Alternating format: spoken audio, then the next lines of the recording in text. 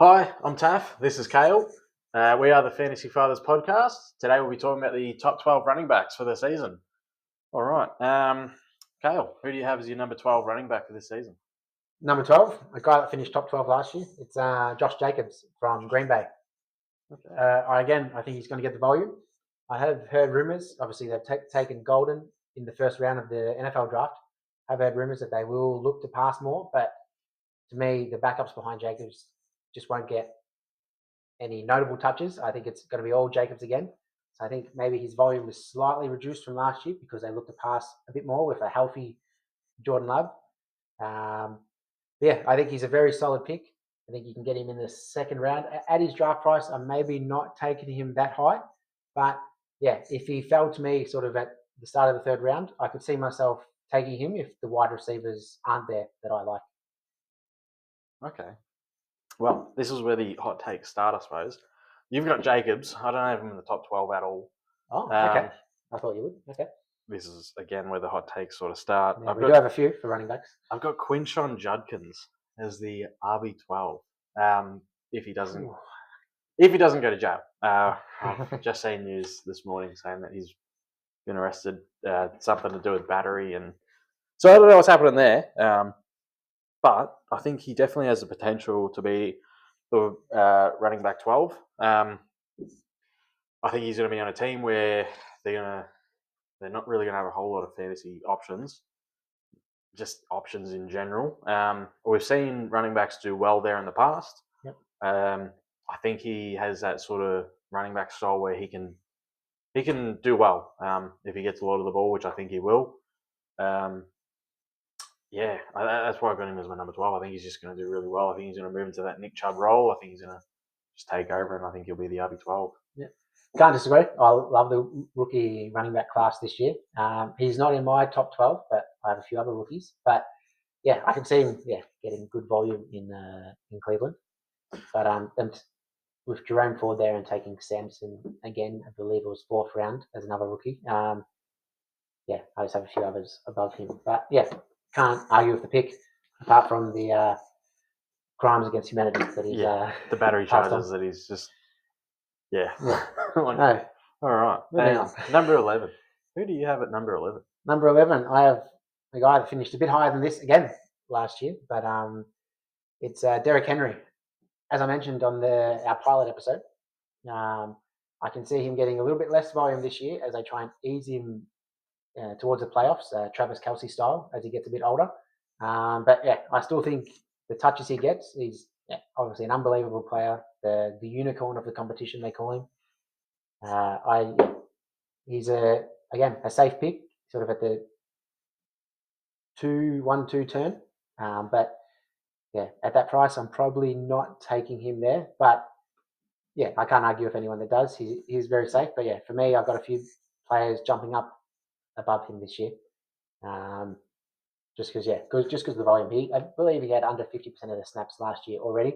I can see that reducing maybe slightly more towards the 40 mark, just so they can preserve him for those important games where they need a player of his caliber. Yeah, I don't mind. I've got him a little bit higher for certain reasons, but I'll get into that a bit later. Yep. Who's your 11? My 11, I've got Breece Hall. I spoke about him in a previous episode as well. I love his draft stock at the minute. He's getting taken in the third round from memory. He finished as the RB2 a couple of years ago. He's an elite running back. He's shown that before. I don't think the running backs behind him are a threat to him at all. Derrick Henry has shown that if you've got a rushing quarterback, it takes away from the running backs because they have to sort of put their attention on two potential rushing threats. So I think that's only going to help Breece Hall. I think he returns to form. I think the Jets return to form. I think the Jets are going to have a good season. I think there's going to be plenty of touchdowns going around. I think that's good. I think Breece Hall will. He's shown he's a good receiving running back, and he's good at rushing the ball. I think he's going to be the RB11. I've got him a little bit lower, but can't argue with the points. But yeah, he's probably someone I'm just not taking at cost in the third round. I like him a little bit later, maybe the fourth round. But yeah. All right, number 10. Number 10. Number 10. Now, I believe we've actually agreed on we've got the something. same player here. It's unusual. Yes, very unusual. Um, It's I believe we're not not far last off year. consensus as well. Yeah, not last year, but the year before. RB1. Yep. Jonathan Taylor out of the Colts. So obviously the quarterback room is in a bit of a mess.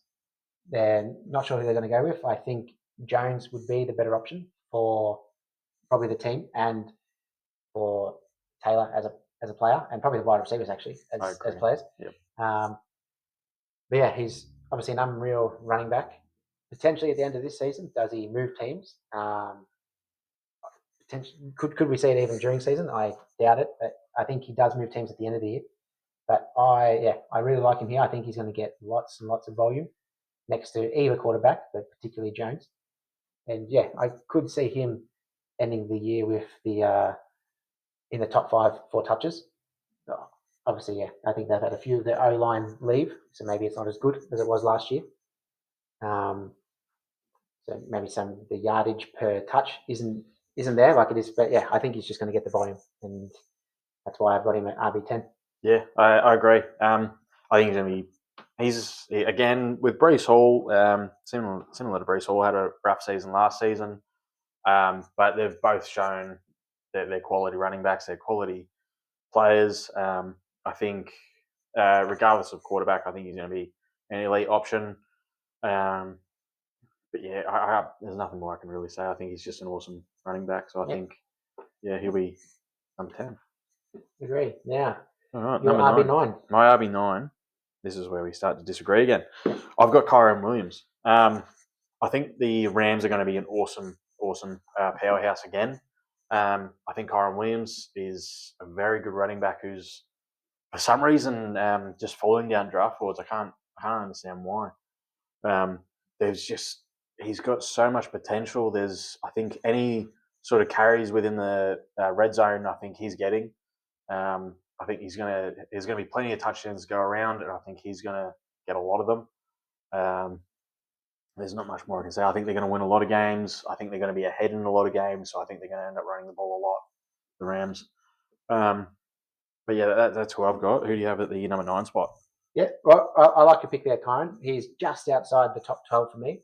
And yeah, I believe probably the reason he's getting a bit scared off is obviously they took Corum last year. They took Hunter this year.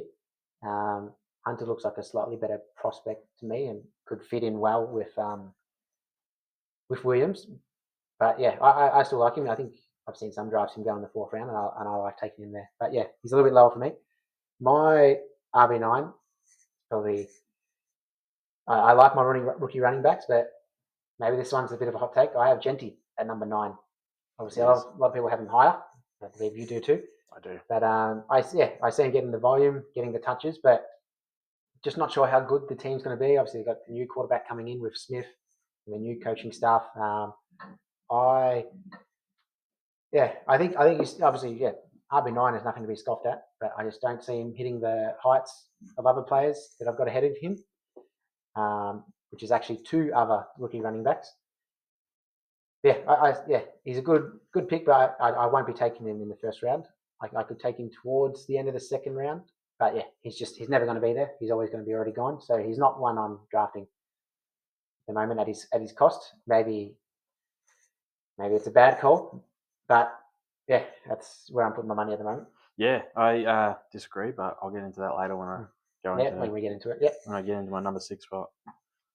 All right, number 8. No, number 8. Number 8. Yep. We're up to number 8. All right. This one's a hot take as well, actually. That I've got. Mine is too. So different takes. Though. Mine. He's going off the board as the running back 15. I've got Alvin Kamara. I think that whole team is in shambles at the minute. I think they don't have many offensive weapons. I think they're definitely rolling out a rookie quarterback. So I think there's going to be plenty of checkdowns. Alvin Kamara has shown that he can be an awesome fantasy player if he's the only option on that team, like he did last season.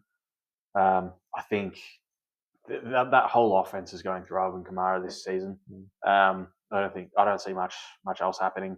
they aren't going to score many points. I don't think he's going to score many touchdowns, but I think he's going to have plenty of receptions.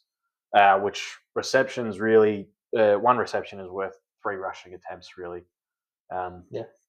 If you're in a PPR league, which most people are, I think the receiving running backs are awesome. You need them. That's why I'm so high on Devon HN. But yeah, that's why I'm so high on Alvin Kamara. He's shown he's good. He's elite. And yeah, the whole offense is going through him this season, I think. Yeah. I can't argue with that. He's slightly out of the top 12 for me, but yeah, there is with Taysom Hill out for the year with the knee injury. Mm-hmm. Maybe obviously the offense is he out for the year? Yeah, the offense is going to be terrible. I didn't know that. Yeah, the offense is going to be terrible, but I think if there was going to be touchdowns that he used to snipe away, maybe they go to him. But like you said, I don't see him scoring many touchdowns at all. So no. If you're relying on touchdowns, I wouldn't be drafting anyone from the Saints. Yeah, but now my turn for a hot take. My RB8 is Travion Henderson, the new rookie at the Patriots. I think he potentially from day one. I think he's going to be the starting running back. Over Ramondre.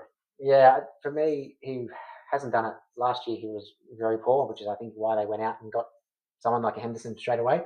And he's had to share with your man Judkins at Ohio State in college, but he's a true workhorse 3-down running back, and not just because he can catch passes like they're reporting, which obviously he can, which is great for PPR, but he's a great run blocker. So for me, he's going to be on the field for first and second downs. Potentially Ramondre starts the year as the 3rd down guy, but I think Travion takes that early on, and then Ramondre's just rotating in when he needs a rest for the rest of the season. But yeah, I think he's going to have a big role early on, and I can see him having 70% of the snaps for the year, which is huge at the running back position, especially for a rookie. And if he is getting them catches, them dump offs from Drake May, like you said, you've got Diggs in your top 12 wide receivers. Drake May. Yeah, Drake May. Yeah, I said that right. You got Diggs in your top 12 wide receivers because there's not much target volume. He could be the second number 2 target on that team. That's another hot take, but no, I don't know. I can see that happening, and if that's the case, he probably should even be higher than this, but I'll leave it at RB8 for now. Yep. But now I believe we move into someone we agree with again. Yeah. RB7. Unusual for us. Lately, at least. I think running backs, we're going to have a lot of disagreements, but for number 7, we've both got Jahmyr Gibbs. Yep. I'll go into my reasons, then you'll go into yours, but I think Jahmyr Gibbs definitely is an awesome running back. I think he's, outside of fantasy, he's a top 5 running back. Yep. Within fantasy, I think the reason I've got him this low is the guys above him aren't splitting carries. That is the entire reason I have him at this point. If he wasn't splitting carries, which there's every chance David Montgomery misses time, but we're not counting for that. Yep. I think if he wasn't splitting carries, he's top 3. But I think he's still an RB1. I think Montgomery's still an RB2. But that is the only reason I'm not putting him any higher. I think he's still awesome. This isn't me saying he's outside that top 5. He's very good. Yeah, I agree with everything you said, and often hear the point when you listen to other podcasts or shows, and they say, if Montgomery misses time, Gibbs is the best running back. Well, no shit. If anyone misses time, someone else is going to get better. I still think he's a good option. I don't take him in the first round because I like to go for the wide receivers that we mentioned in our other episode. But with my main concern is just Ben Johnson leaving the offense. I think everyone gets slightly worse, which is why again I had St. Brown slightly lower, and there's just lots of mouths to feed, and I think Ben Johnson was able to do that. And it remains to be seen if the new guy coming in can do that. So I'm a little bit low on him, and surprised to see you're the same. I thought I was one of the only people out there low on him, but we both obviously like players above him, which we'll get into not just yet because we've got to do a beer review. My favourite time of the day. Yeah. So today, another Australian brand. We'll get into the other countries soon, but we'll start with Australia for now. It's local to us from Geelong, not far from where we are in Melbourne. It's Furphy. Furphy. Next time I'm picking the beers. Putrid. All right. Sit. I'll have a sweet. I'm not a fan. The last. All right. So there was an episode where I'd had the VB and I wasn't a fan of VB, and that one was all right because it wasn't the same VB. This is the same Furphy. Pulling in the sponsors, you are. Oh, it's horrible. I hate it. It's worse than what I remember. It's actually worse out of a can. How many Super Bowl rings do you give that? None. It's terrible. Don't buy it. It's terrible. It's horrible. Furphy, please sponsor us. Oh, So you give it a it's zero? delicious. It's delicious. All right. No, it's terrible. I can't even pretend. I'll go. I like the Furphy. Yeah. Obviously, nothing is as good out of a can as it is on tap. But for me, it's a solid 4.5 Super Bowl rings. Oh, that's fucking right. Tom Brady Super Bowl rings. This is just... And you're going 0. So you're going. It's less than 0. No, I've said this once before. I've said it again. I'll say it again. Nothing good comes out of Geelong. It's terrible. Yeah. Very good for the American audience. I don't know where that is. Yeah. Anyway, don't recommend if you didn't get that from my lovely beer review. So, but if you would like to get your beer on our podcast, and we're sure you make a better beer than this one, you can have your beer. Your beer. Here. I'm sure you'd want me reviewing your beer. All right. Apologies, Furphy. Are we right to get back into it? Yep. Let's go. Into it. So, RB6. I can go because it's a bit of a hot take. Very much a hot take. I have seemed to be the Bengals man on this podcast. I have Chase Brown at RB6. So if you look at the numbers, I'm not sure of the exact week. I believe maybe week 10 onwards from last year, he was the RB5. So if you look at them, it's not that much of a hot take. The only other person I have above him is a rookie, so that would make him RB5. But yeah, he's my RB6. I see him getting very similar target volume because, again, they're going to be behind, but maybe not behind, but they're going to be in big contests. They're definitely going to be behind. Well, yeah, they can be behind, but I think if they're not behind, they're going to be only just ahead. So they're going to have to throw the ball. I think and his receptions is the difference. And who do they have behind? It's a injured Zach Moss, which he could retire with his injuries, and they drafted someone in the 6th or 7th round. So unless there's a trade, which I doubt, I think he's looking at the similar volume, and potentially next year they look to draft another running back, given he's only got round 5 draft capital. But I think, with how good he looked from the midway point onwards last year, he's my RB6. Yep. I don't mind it. I don't have him in the top 12. I think with how much that offense is going to be scoring, I think they're probably he's going to get a lot of those touchdowns if they're anywhere near the end zone, within the 5-yard line, the red zone. I think he'll probably get a few carries and get a few touchdowns because of it. I think that's what's going to help him there. Yeah. I think his touchdowns, I think that's what you're sort of relying on with Chase Brown. But yeah, I don't mind it. I definitely don't even have him in my top 12 though. Yeah. And what's the ADP? RB11. So RB11. It is quite high. Bit high. Not hot take for myself, but I really like him. Yeah. My number 6 though. Was your number 10? I think it was 9. 9. Ashton Genty. Okay. I think he's awesome. I think he was unlucky to not get the Heisman. I think he's a generational prospect. I think he's fairly sort of compared to Derrick Henry. I think with Pete Carroll at the Raiders, he's the clear RB1. We know Pete Carroll likes to run the ball. I think he's going to take on a similar sort of role as Kenneth Walker, who has done well when he hasn't been injured. I think the injuries have held him back a fair bit.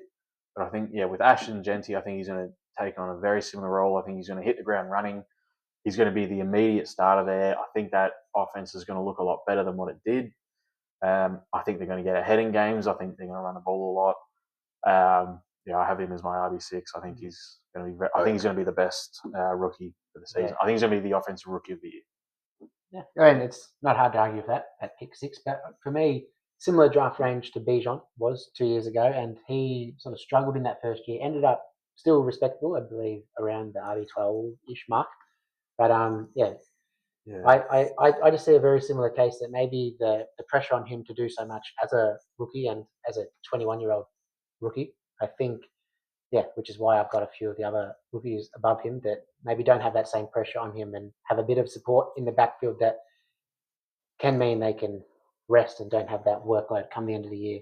Yeah. Okay. Yeah. I love a workhorse. I love a workhorse running back. Agreed. Yeah. And you've got to be a workhorse to be top 6, I think. Yeah, but I think as a rookie and with the draft pick number 6 as a running back pressure on him, I see him coming out in 2026 and being a top 2. But for the first year, I think maybe need to calm down a little bit. But something we can disagree on. Okay, number 5. I have your number 1 man. No, not number 1. Your Smokey. Smokey. Achane from the Dolphins, and this is a guy that until the Smith trade, I had him a bit lower. He was still inside my top 12, but with the Smith trade, I've put him right up because I see the receptions still being there. Definitely now he could be 100 targets at running back, which is wild. But which means maybe RB5 I'm a little bit low on him, but I do see Ollie Gordon was a good prospect until his last year at college. I could see them looking at him. He's a big tall guy, I think, above 6 foot, 6'2". He could be the short yardage guy or red zone guy, which could hurt Achane. And then I've heard they want to get Jalen Wright more touches, and he's a guy I like taking late in drafts. If there is an injury to Achane, I think he's a really, really good replacement option, which is probably the reason why I don't have him a bit higher. Is I just think there's a little bit of competition there that from young guys that could just eat into the workload slightly. And as a smaller running back, he's someone that has been known to coming into the league that maybe he could be injury prone with how small he is. Maybe to avoid that injury risk, they look to use their other running backs. They got a bit more. But RB5, can't complain. Getting him at the start of the second round is awesome. I like taking wide receivers in the first 3 rounds, but I find it hard to pass him up if I've got to pick there early in round 2. Oh, fair enough. Your RB5. My RB5. This one, I think it's a Falcons thing. I've got Bijan as the RB5. I think we're sort of getting to that point now where it's a lot of it. Top 5 is pretty much biased, I think. Yep. A lot of it is biased because any of them could be interchangeable. I've just got Bijan down here. I think he's definitely going to be a workhorse. I think he's going to be. I think Algier takes a back seat to the running game. I think he had a lot of the ball last season, which there was a lot of times where I was sort of surprised that Algier was on the field and Bijan wasn't. But I think this is the season where he just takes off in stride. He'll have the majority of the workload. I just can't see many touchdowns with the Falcons. That's the only thing. I think you need those touchdowns if you want to go any higher than 5. Which I just don't see the Falcons doing. I think they're going to be playing from behind a fair bit, which will limit the amount of rushing attempts you'll have. I think they're going to have to throw the ball, and I just don't see them having many touchdowns. So that is why I'm a bit lower on Bijan. But again, I think he's still an awesome running back. That's why I've still got him very high. Yeah, obviously seems like I'm in agreement apart from the touchdown part. Obviously I'll get into him later. I've still got him on my list. Yes. RB4. Hey, RB4. Your one's an interesting one. Your one, I've got everything you've said about Genty, about Hampton. Yes. So as I mentioned in our pilot episode, my Smokey is Hampton, and I have him at RB4. So the second rookie running back above Genty I have in the rankings. Obviously a massive hot take. I believe, what's his ADP? I think it was RB16, is it? Yeah. RB16. Yeah, so it's a huge call, but to take a guy in the first round as an organisation, I think you're going to get the workload, and having a running back taken above him like Genty, I think the pressure's going to be off him. They've got Najee there as well. I think with Najee still getting work, he can still be very productive. But yeah, I see him. I do see him taking over the backfield. I believe in the first episode I said from around week 4 or 5 onwards, or he could start the season like that. I saw some news from Najee that he had a fireworks accident. I thought, yes, Hampton to the moon, but it doesn't seem like it's a serious injury. Najee's was obviously, superficial, but there was other people. Thoughts and prayers with Najee, but I'm massive on Hampton. So I think he's just going to be very efficient with his touches, and obviously I still think they're going to be a very run-heavy offense. So Najee can still get his 150, 200 touches, and Hampton still be a top 6 option for me. So in round 4, where he's roughly going in sleeper ADP, I'm taking him basically every draft I get, and a reason why I'm potentially looking to move in some of my redraft leagues, my second round pick down and get a 3 and 4 stack, a round 3 and 4 stack, so I can guarantee getting Hampton in that 4th round. I'm very happy with Hampton at his ADP of RB16. I think he's going to be splitting carries the whole season. I think, RB4. That's a wild. Yeah, that's a wild take. That's high. That's very high. It is very high, but if you see his size, he's like Genty, but just hasn't got the hype of Genty. Is the way I see him. I think he's going to be an unreal player, and the landing spot is probably the difference between the two of them for me. The Chargers, they're going to be a great team, ahead a lot, great quarterback, great offensive line that want to run the ball. And he can be a third down back, so we don't like talking about injuries because you can't predict them.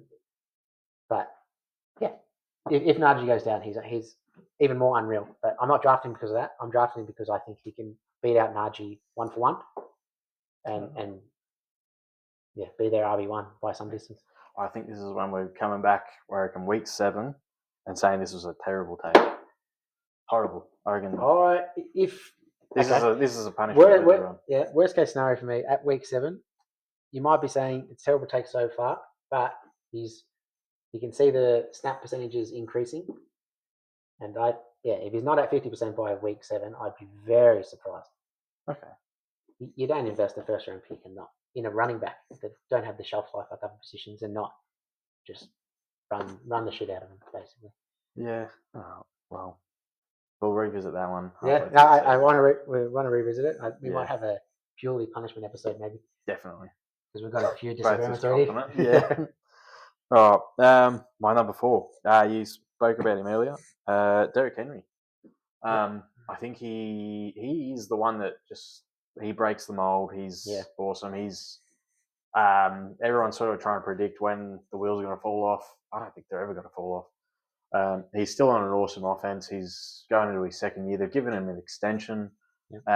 That dual rushing threat with Lamar, I think, is awesome. That's only going to help him. Lamar doesn't get many rushes within the 5-yard line. It's all going to Derrick Henry. So all of his all of those rushing touchdowns, the majority of them are going to go his way. His only competition for on the Ravens is, I think, you got Keaton Mitchell, and that is it. I don't think Justice Hill. I don't think Justice Hill is going to be his replacement. I think Justice Hill is going to always be the receiving back. I think Keaton Mitchell is the replacement. So if I am drafting Derrick Henry, I am taking Keaton Mitchell as just a handcuff. I think he's a solid handcuff, and you'll be able to get him right at the end of your draft. You'll get him for nothing, basically. Yeah.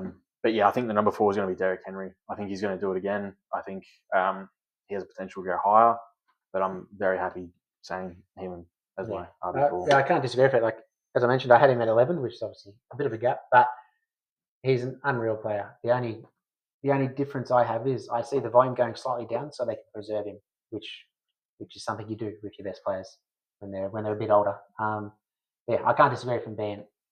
I could see him easily coming out and being the RB4, being that high again. Yeah. So we're looking at our top 3, but first we'll take a quick break and we'll go to our sponsors. Great. Okay. Thank you, sponsors. Lovely. Top All three. right. Who have you got at your RB3? RB3. We've spoken about him a few times. Devon Achen. I think he's going to be the RB3. I think with Johnny Smith being traded, his receptions are only going to go up. Like I said, like I previously mentioned, I think each reception in a PPR league is worth 3 rushing attempts. I think with Tua healthy, Tua's already said he's going to take less chances. I think, meaning he's going to avoid those concussions. I think he's going to play the whole season. If you get a full season of Tua and Devon Achen, I think he's going to be awesome. I think what you said as well with him potentially having 100 receptions, I think that's definitely within the realm of possibility now that Johnny Smith is gone, which is just astronomical. So you pair that with his rushing ability, the receiving work he's got. I think to be in the top 3, you need to have that sort of receiving sort of option. You need a good receiving running back. That's why I've got him as my number 3. But you're number 3. Yeah, I can't argue with that. I've obviously got him an RB5, so yeah, HN, he's a great pick.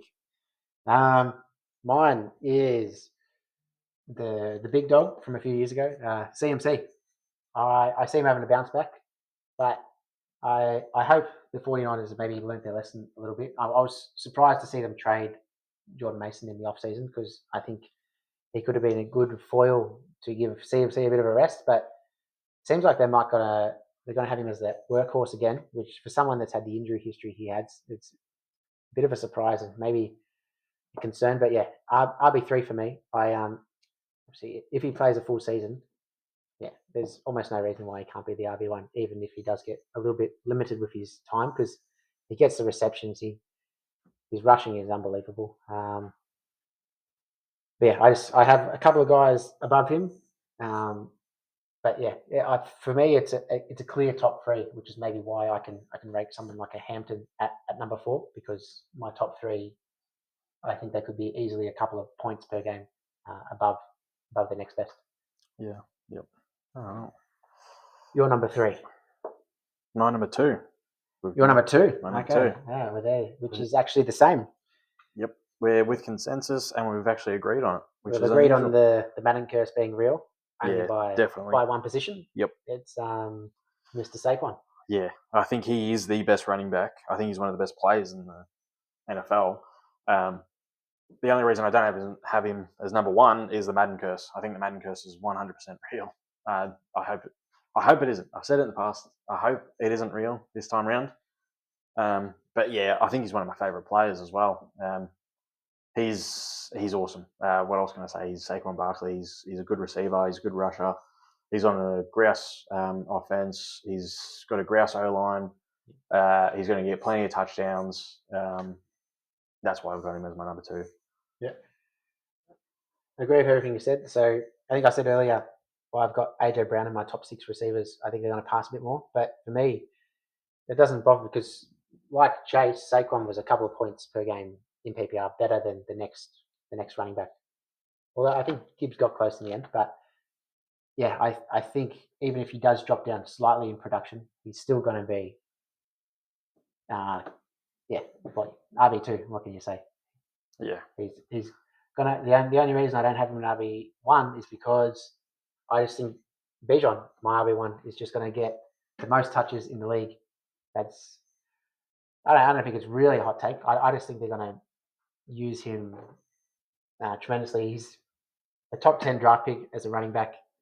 First year probably didn't get the utilization like he should have. Last year got it a bit more, but with Algier in the backfield, he's a very, very good number 2 option.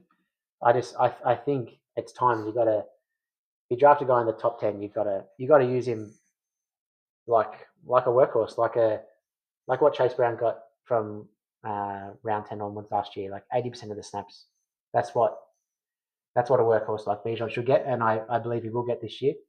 And if he gets that, he puts up more numbers than a Chase Brown for sure. With the talent he's got, the size he's got, he's my RB1, and I'm not a superstitious man like Taft to my left, but the reason Barkley's not number one is only because I think Bijan's going to be just that slightly a bit better. Yeah, fair enough. Your number one. All right, my number one. I've got CMC. We went over this one in the previous episode. But yeah, I've got CMC as my RB1. I think this is where he returns to form. I think, yeah, he's going to return to form. The 49ers are missing a lot of their playmakers. They've either been traded or they're just injured. So you've got Ayuk, who's injured. Debo's been traded. Ricky Pascal's picked up a hamstring injury. I don't think it's serious, but still those hamstring injuries are scary if it's already happening. And I think John Jennings has a little niggle as well. I'm not sure exactly what it is. But yeah, and you got Juwan Jennings. That's and outside of that, you got Kittle. So you got Kittle and CMC that you can you can roll into the season relying on them. I think, like you mentioned with Jordan Mason, he's been traded, so they obviously have some sort of idea of committing to CMC as their workhorse. Correct, so that to me says, okay, he's fully healthy. They think he's fully healthy, ready to go. A fully healthy, ready to go CMC is the RB1. He's the only one that can hold a candle to him is Saquon Barkley. So yeah, that is why I've got CMC so high. Not sure why you want to hold a candle to him. Seems a bit dangerous. It does. It's shocking. But yeah, on top of that, the 49ers have a super, super easy schedule for this season. I think they win the division, their conference. I think the 49ers are going to do really, really well. And I think a lot of that is going to be CMC. So that's why I've got him as my RB1. It is a bit of a tough division, as I see. My guys, the Cardinals, getting better. Cardinals are getting slapped. The Cardinals are coming in fourth every single time. I think they'll beat Seattle for sure. No way. If